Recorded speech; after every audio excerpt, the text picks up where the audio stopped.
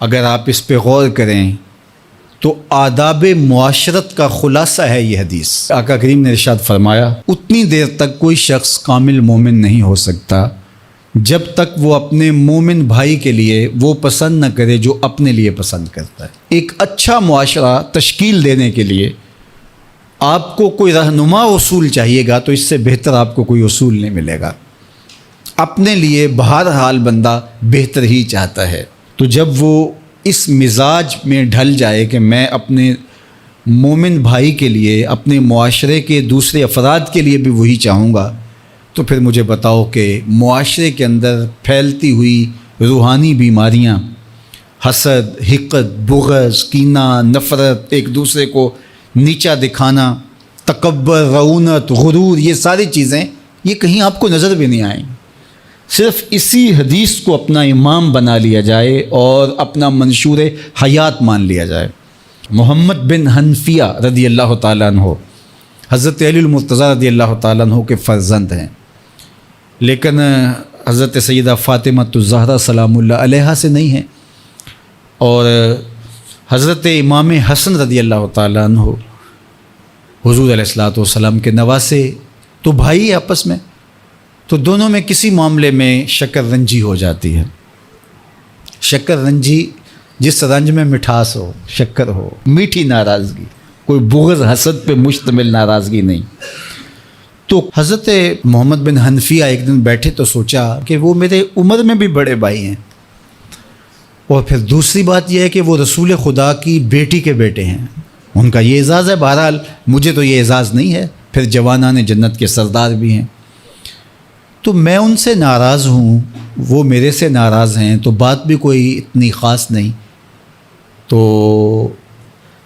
اب دن بھی 3 گزر رہے ہیں، چلو میں ان کو راضی کر لیتا ہوں۔ تو گھر سے نکلے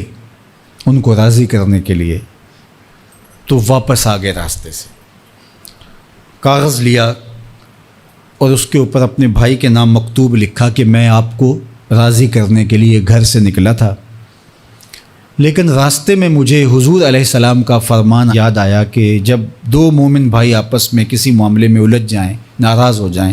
تو جو صلح میں پہل کرے گا وہ جنت میں بھی پہلے جائے گا۔ تو میں تو یہ گوارا نہیں کرتا کہ آپ سے پہلے جاؤں، تو میں ناراض ہوں، آپ آئیں اور مجھے منائیں۔ تو حضرت امام حسن نے خط پڑھا اور مسکرانے لگے، اور آپ تیزی کے ساتھ تشریف لائے اور اپنے بھائی کو کہا اچھا مان جاؤ پھر، تو وہ مننے کے لیے تو پہلے ہی تیار تھے نا۔ تو جب آپ اپنے مومن بھائی کے لیے وہ پسند کریں گے جو اپنے لیے پسند کرتے ہیں، تو پھر زندگی گزارنے کا مزہ آنے لگے گا۔ نفس روکتا ہے یہ چیز میرے پاس ہے اس کے پاس نہ ہو، یہ اعزاز میرے پاس ہے اس کے پاس نہ ہو، اور اس کی ایک اپنی لذت ہے اور وہ مادی لذت ہے، اور ایک ہے باطن کی، روح کی لذت۔